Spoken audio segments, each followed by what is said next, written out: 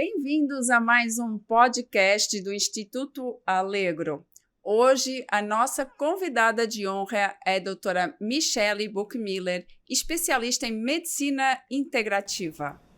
Obrigada, doutora Dárcia, pela oportunidade. Vamos te conduzir aqui a esse podcast. Tenho certeza que você vai tirar muitas dúvidas dos nossos pacientes. Afinal de contas, eles adoram medicina integrativa, ortomolecular. E o que isso tem a ver com a psiquiatria? Muitos dos meus seguidores, eu acho que devem estar questionando o que a doutora Dárcia está fazendo dentro da medicina integrativa. Pois é, eu tive a necessidade de estudar porque eu percebia que, apesar de fazer o tratamento de um paciente, né, que em depressão, ansiedade, muitas vezes você via que estava faltando algo a mais. O que estava acontecendo com aquele paciente que não tinha energia, que não tinha disposição? Mas não é tristeza, não é perda de prazer, né? Que muitas vezes se confunde. Então, Michele, explica um pouquinho o que a medicina integrativa faz, qual o objetivo? Então, a medicina integrativa é a medicina do corpo inteiro. A gente tem sempre como um propósito a saúde metabólica desse paciente, avaliar a saúde celular e atuar em cima dela, tentando oferecer um suporte metabólico mais favorável para esse paciente viver melhor. E assim viver longe de determinadas queixas clínicas. Uhum. Isso que a Michele falou é muito importante, né? Porque a gente tem que perceber que uma falta de energia, por exemplo, pode ser devido a várias causas, né? A gente tem que perceber onde que está para a gente tentar reajustar esse paciente. Além disso, né, Michele, a medicina integrativa tem um grande significado na longevidade, né? Na prevenção. Sim. A gente atuar do ponto de vista metabólico, estabilizando esse paciente, muitas das vezes através de suplementação, avaliando do ponto de vista de exames laboratoriais quais seriam as possíveis doenças que esse paciente pode desenvolver ao longo da vida. E tentar equilibrar esse ambiente celular para ele ter longevidade e viver melhor. Exatamente, não é só longevidade, é qualidade de vida, né? Sim. Falando dentro de uns tópicos cada vez mais hoje, para que os pacientes entendam, a resistência à insulina é a grande vilã de muitas doenças crônicas, nomeadamente câncer, doenças autoimunes, né? Então, a prevenção, né, de evoluir da resistência à insulina para o diabetes, existe um tempo ali que a gente pode retardar o aparecimento do diabetes e diminuir, né, os efeitos da resistência à insulina, né, Michele? Sim. Quando a gente faz essa investigação metabólica no paciente, a gente já consegue avaliar se ele tem esse perfil favorável para o perfil de resistência insulínica e já começar a atuar em cima disso. Porque aí a gente consegue equilibrar esse paciente e evitar que ele evolua para uma diabetes no futuro, né? Exatamente, porque é muito comum hoje a gente receber paciente e falar assim, não, e quando chega num psiquiatra ainda, né? Imagina que um psiquiatra sabe avaliar um exame, né? E é muito comum falar assim, não, doutora, eu não tenho diabetes, minha glicemia está ótima. E o seu pâncreas, como está funcionando, Sim. né? Então, quer explicar um pouco isso, né? O que essa resistência à insulina faz, essa insulina alta ao longo do tempo, né? Como que a gente vê? A principal característica é um paciente que apresenta uma insulina acima do que a gente considera ideal. Por um longo período, ele abre espaço para ele desenvolver a diabetes mellitus tipo 2. E do ponto de vista metabólico, isso é, de certa forma, grave. Por quê? Toda a parte do metabolismo, tanto da glicose quanto da insulina, fica comprometida nesse paciente. E o que a gente já tem documentado hoje na nossa literatura? Esse perfil metabólico desfavorável é um grande gatilho para diversas doenças, entre elas a diabetes, o câncer, o próprio Alzheimer e diversas outras patologias. Então, você deixar esse ambiente metabólico mais controlado, longe do perfil de resistência insulínica, a gente consegue trabalhar com a longevidade, com a qualidade de vida e conseguir oferecer para esse paciente um envelhecimento mais saudável, pensando a longo prazo.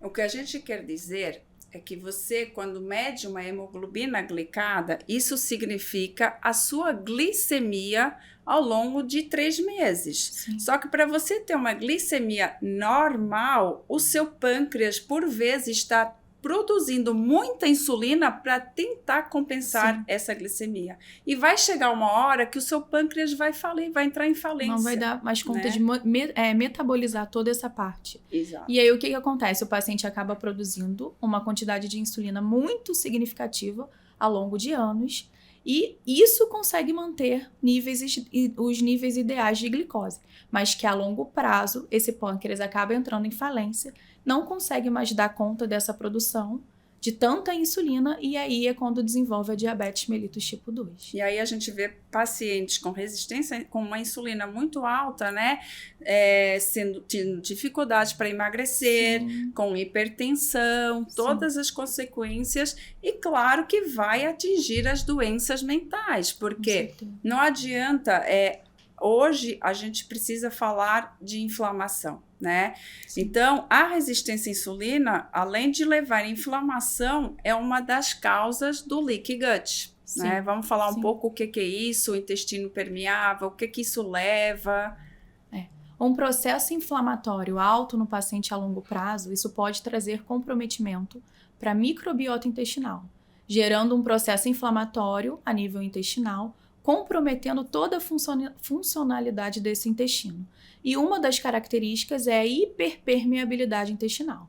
Então, como deveria funcionar normalmente? A gente comer o que é favorável, o que é importante para a gente absorve. E o que não é, a gente excreta como resíduo nas nossas fezes.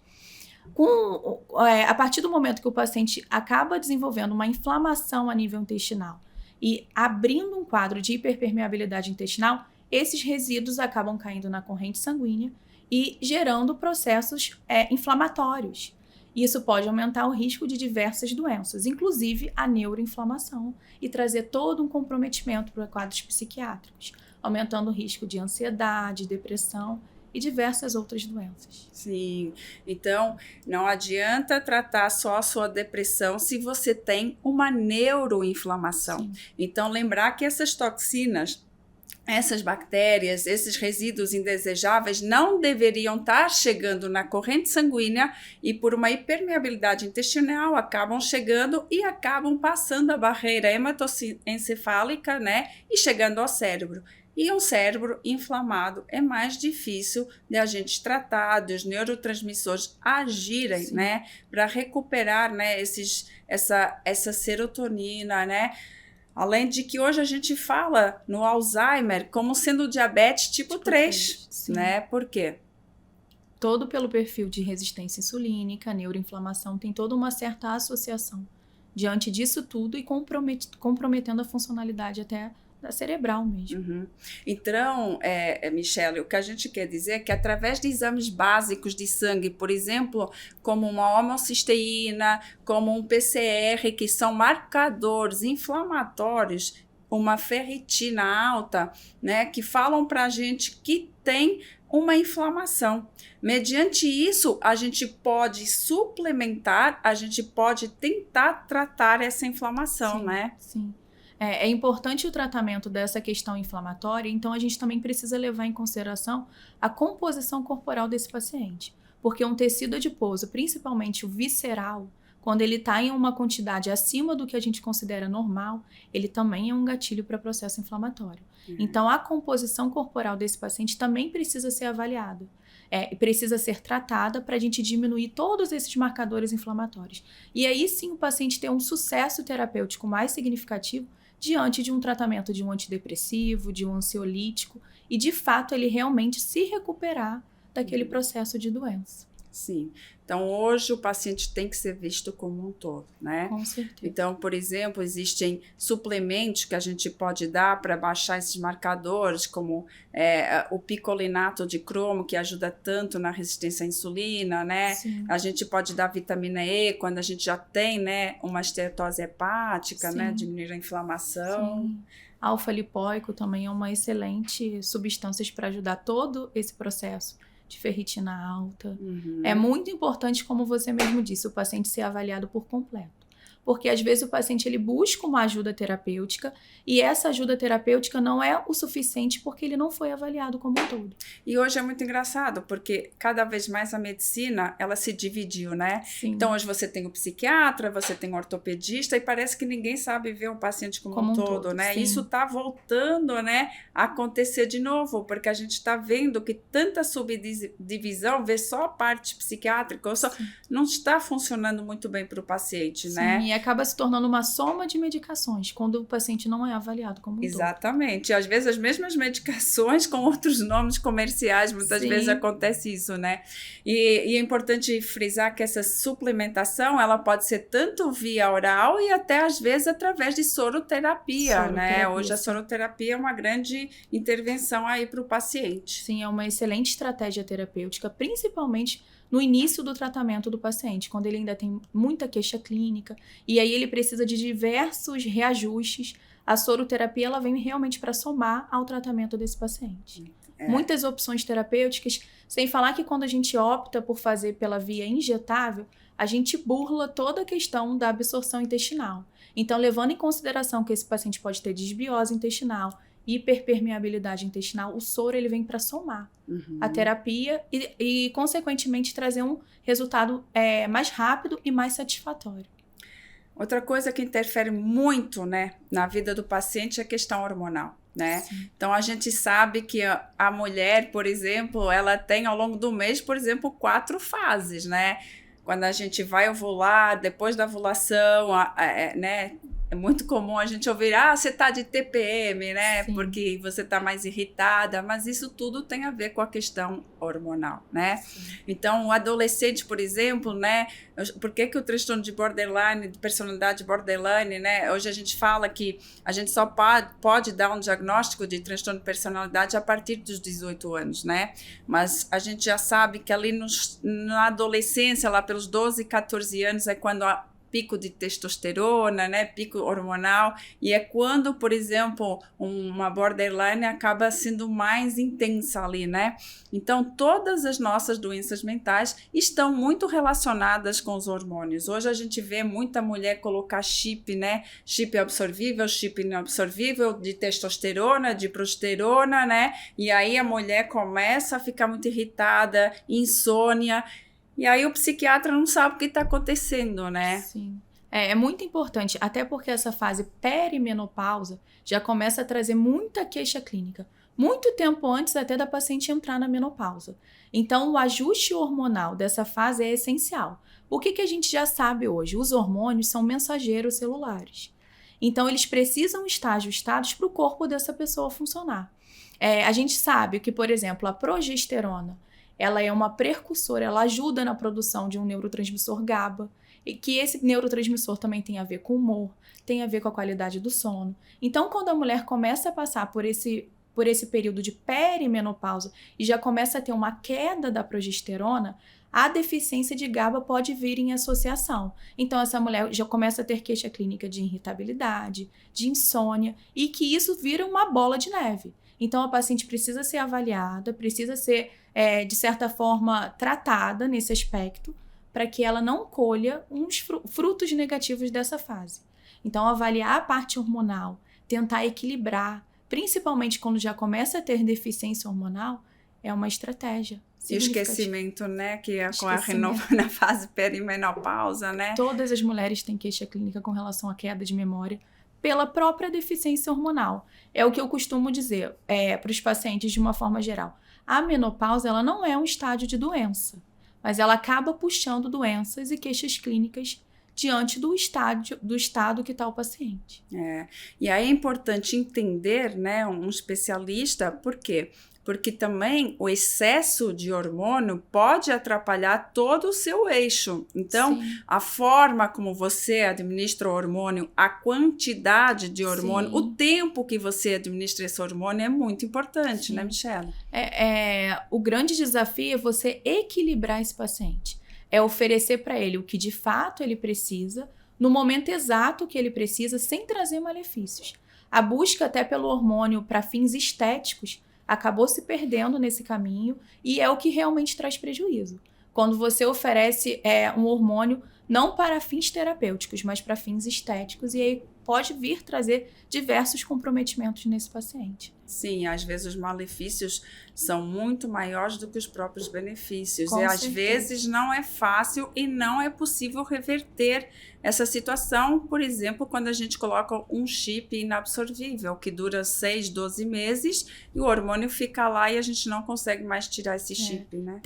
A parte de reposição hormonal, ajuste dessa parte toda hormonal precisa ser feito com muita responsabilidade, né? Para o paciente realmente, de fato, colher os frutos daquilo dali e não trazer prejuízo para ele. Então, é importante frisar que, além da dose, a via da administração é muito importante. Sim. Né? E que nem todo paciente precisa de hormônio, né? Mas Sim. por isso que a gente tem que fazer essas dosagens aí pra gente... Tem que dosar, tem que fazer anamnese, tem que saber o que de queixa clínica aquele paciente apresenta e o quanto a terapia de reposição hormonal, seja ela qual for a via, vai trazer, de fato, qualidade de vida para aquele paciente. Né? Exatamente, né? Então, avaliar o paciente como um todo vai acabar, né, gerando saúde, bem-estar, longevidade para esse paciente. Sim, né, com Michele? certeza. É isso que a medicina funcional tem como proposta, né? A longevidade, a qualidade de vida, a prevenção.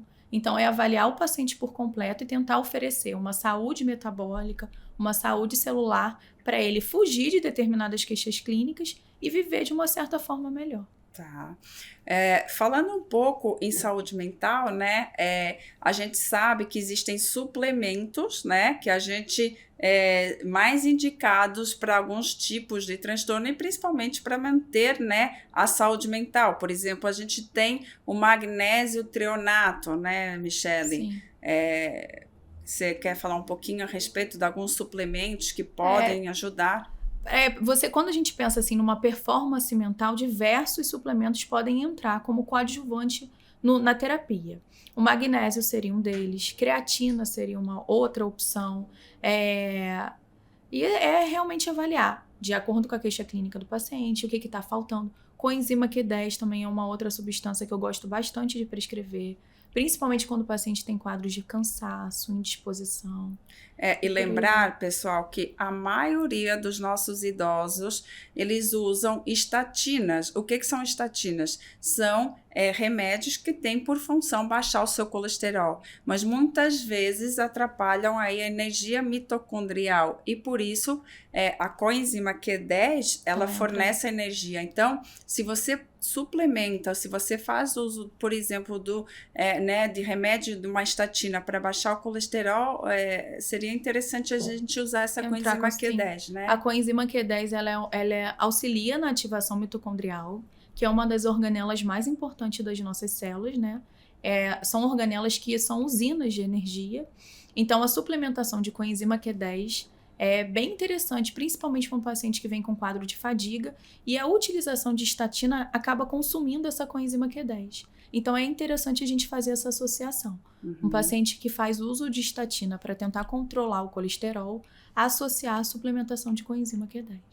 Isso. Ou então existem suplementos quando os níveis de colesterol, também é bom lembrar que a gente também precisa do colesterol, porque a partir dele vem o nosso cortisol, que é o que nos dá, né, estado de alerta, é o que nos mantém, né, vivos, né? E os hormônios sexuais, todos vêm ali do colesterol. Então, o colesterol, ele existe um número ideal para ser mantido. Claro que nem muito elevado, mas também nem muito baixo, né?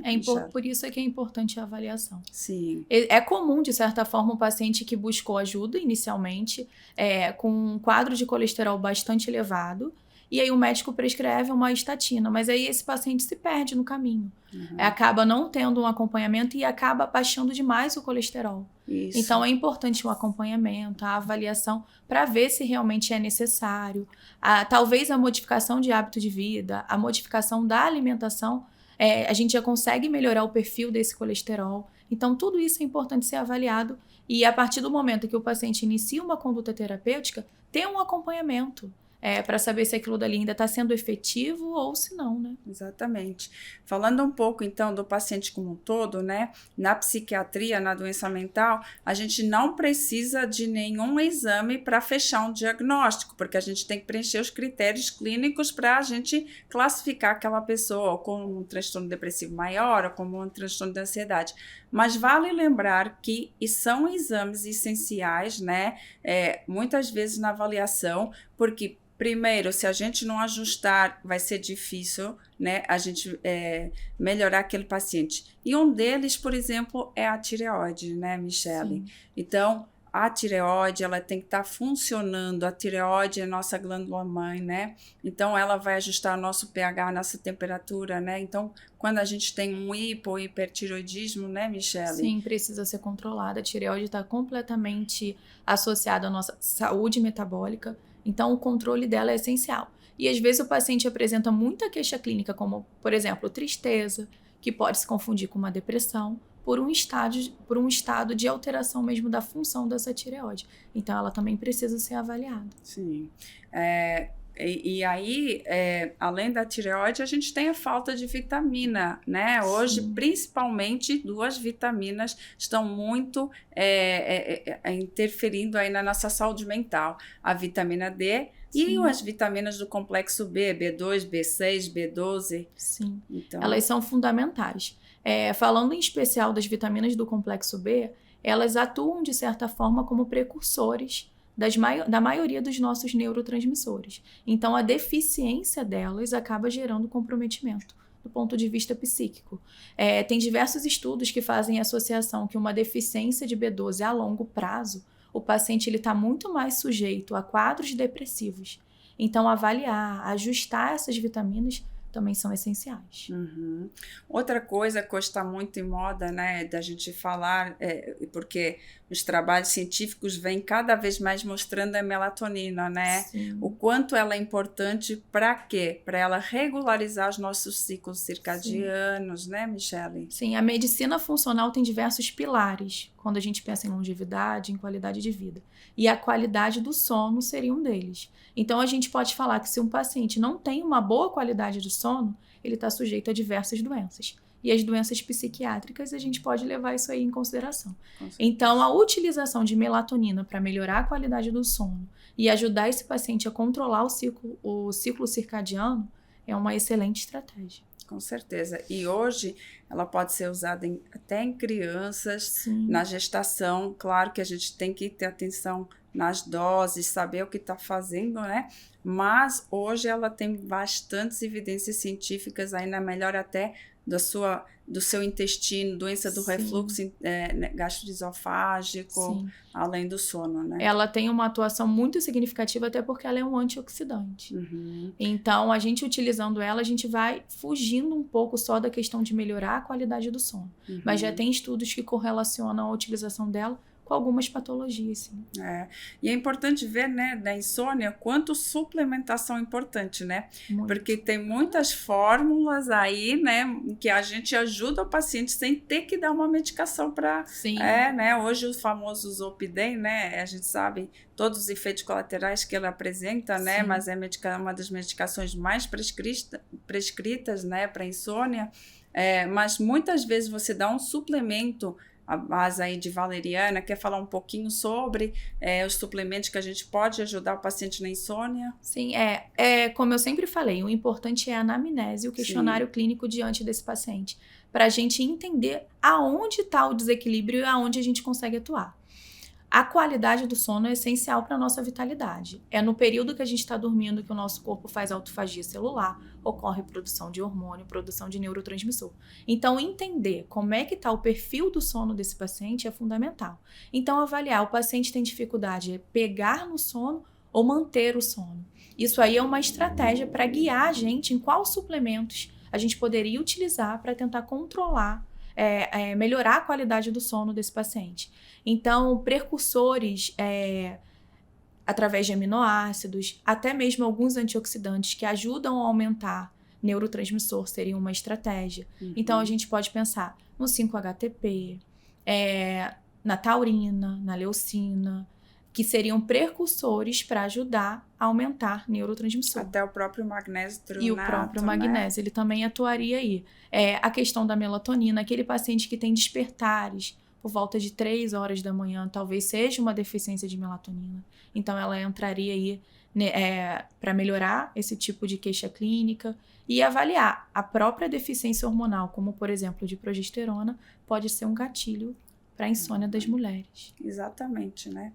Então, todos esses hormônios têm que estar funcionando direitinho, né? Sim. Inclusive cortisol, melatonina. Sim. Então, por exemplo, para a gente acordar, a gente tem que ter cortisol e baixar a melatonina. Para a gente dormir, tem que ser o contrário, Sim. né? Então, a gente tem que começar aí a produção de melatonina subir, né? E o cortisol baixar para que a gente diminua essa ansiedade, né? Então, Sim. o paciente tem que estar harmonicamente tratado para que ele consiga funcionar de forma adequada e, consequentemente, todas as suas funções psíquicas, né, sejam preservadas, né? Você falou essa questão do cortisol, isso é uma excelente estratégia também.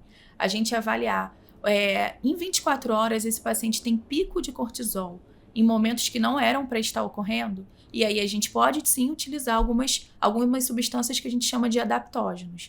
Como, por exemplo, o cortisol alto no período que vai dormir, a utilização de ashwagandha seria uma boa estratégia. Exatamente. E já o cortisol baixo, ao despertar, né, que aquele paciente tem muita queixa clínica de cansaço, indisposição, muita dificuldade para levantar da cama, a utilização de rhodiola rósea, que seria um outro adaptógeno, né? Também a gente poderia utilizar como estratégia terapêutica. Então, é entender as necessidades do paciente, as queixas clínicas, para a gente saber até onde a gente pode atuar. Exatamente, e quando dar um e quando dar outro, Quando né? dá um e quando Porque se a gente dá uma substância que diminui o cortisol logo de manhã cedo, a gente ainda vai piorar mais aquele paciente. Ou então, se eu vou dar uma rodiola logo ali antes de deitar, eu estou aumentando o pico de cortisol. Sim, isso pode então, ocorrer. A gente tem que entender os hormônios, quando e como eles funcionam, para a gente conseguir tratar o paciente, então, aí de uma forma como um todo. Sim. Michele, foi muito bom o nosso bate-papo. Eu queria que o paciente, né, que os nossos seguidores, nem todos são pacientes, claro, que entendessem um pouco o quão é importante nós estarmos entendendo, aprendendo sobre a medicina integrativa na saúde mental e quanto isso faz diferença na vida do paciente, na melhora do mesmo. Com certeza. Foi ótimo, obrigada. Foi um prazer participar. Obrigada.